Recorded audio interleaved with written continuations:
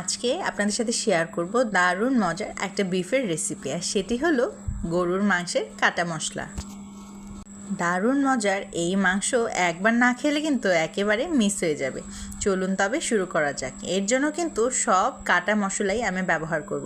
তার জন্য গোল গোল করে পেঁয়াজ এবং আদা কেটে নিয়েছিলাম, রসুনও ছিলে নিয়েছিলাম এবং শুকনা মরিচ নিয়ে নিয়েছিলাম এবং মাছ বরাবর কেটে 2 ভাগ করে নিয়ে নিয়েছিলাম। এবারে গুঁড়া মশলাগুলো দিয়ে দেওয়ার পালা। প্রথমেই দিয়ে দিলাম 3 টেবিল চামচ পরিমাণ ধনিয়ার গুঁড়া, দিলাম 1 টেবিল চামচ পরিমাণ জিরা গুঁড়া। এবারে দিচ্ছি লবণ স্বাদ মতো। এখানে প্রথমে প্রায় 2 টেবিল চামচ পরিমাণ আমি লবণ ব্যবহার করেছি, আপনারা পরবর্তীতে চেখে দেখতে পারেন। এবারে দিয়ে দিচ্ছি রসুন বাটা 2 টেবিল চামচ, দিলাম আদা বাটা 2 টেবিল চামচ। এবারে দিয়ে দিতে হবে সরিষার তেল। এখানে আমি প্রথমে প্রায় 1 কাপ পরিমাণ সরিষার তেল ব্যবহার করছি। এই পর্যায়ে দিয়ে দিচ্ছি টক দই। টক দইটাকে খুব ভালোভাবে ফেটিয়ে নিয়েছিলাম এবং এখানে প্রায় হাফ কাপের মতন টক দই আমি ব্যবহার করছি। টক দইটা দিলে কিন্তু মাংসের স্বাদ দ্বিগুণ হয়ে যায় আর খুব সহজে কিন্তু সেদ্ধও হয়ে যায়, তাই অবশ্যই টক দইটা কিন্তু দিতেই হবে। এবারে সব কিছু দেওয়া হয়ে গেলে হাতের সাহায্যেই খুব সুন্দরভাবে কিন্তু মাংসটাকে মিশিয়ে নিতে হবে। যত সুন্দরভাবে আপনি ম্যারিনেট করবেন, খাবারের স্বাদ কিন্তু ততই বৃদ্ধি পাবে। শুধু গরুর মাংসের বেলায় নয়, সব কিছুর ক্ষেত্রেই বিষয়টা হবে সেম। এবারে কাটা মশলাগুলো দিয়ে দিতে হবে আর একটু ভালোভাবে মাংসটাকে মিশিয়ে এ পর্যায়ে অল্প একটু পানি দিয়ে দিলাম, শুধু হাত ভেজানো পানি, খুব বেশি পানি কিন্তু একেবারেই প্রয়োজন নেই। এবারে দিয়ে দিচ্ছি কাটা পেঁয়াজ। এখানে আমি গোল করে পেঁয়াজ কেটে নিয়েছিলাম, প্রায় 1.5 কাপের মতন পেঁয়াজ ব্যবহার করেছি এবং রসুন দিয়ে দিয়েছি প্রায় 1.25 কাপের মতন, আদা দিয়ে দিলাম 1 কাপের মতন। এবারে সব কিছুকে কিন্তু আবার সুন্দরভাবে মিশিয়ে নিতে হবে।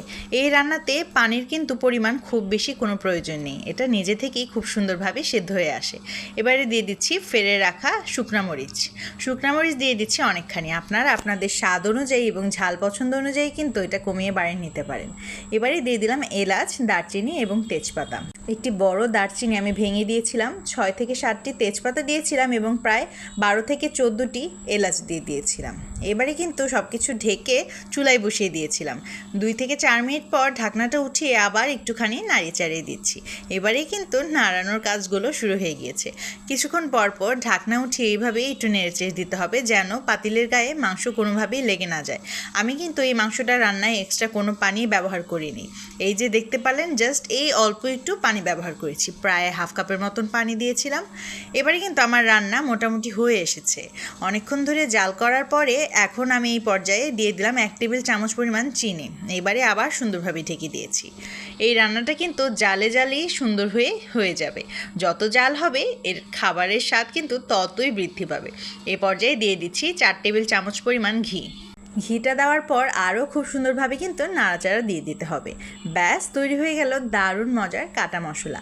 কোনো ধরনের হ্যাসেল ছাড়াই কিন্তু এই মজার মাংসটা তৈরি করে নেওয়া যায়। আজকের ভিডিওটি কেমন লাগলো জানাতে কিন্তু একেবারেই ভুলবেন না, একটা কমেন্ট করে জানিয়ে যাবেন কেমন লাগলো। একবার হলেও আমার রেসিপি ফলো করে এটি তৈরি করে দেখবেন। সবাই ভালো থাকবেন, সুস্থ থাকবেন। অনেক অনেক ধন্যবাদ আজকের ভিডিওটি দেখার জন্য। শুধু রেসিপি না, দেখতে কেমন হয়েছে সেটিও কিন্তু অবশ্যই অবশ্যই অবশ্যই জানাবেন।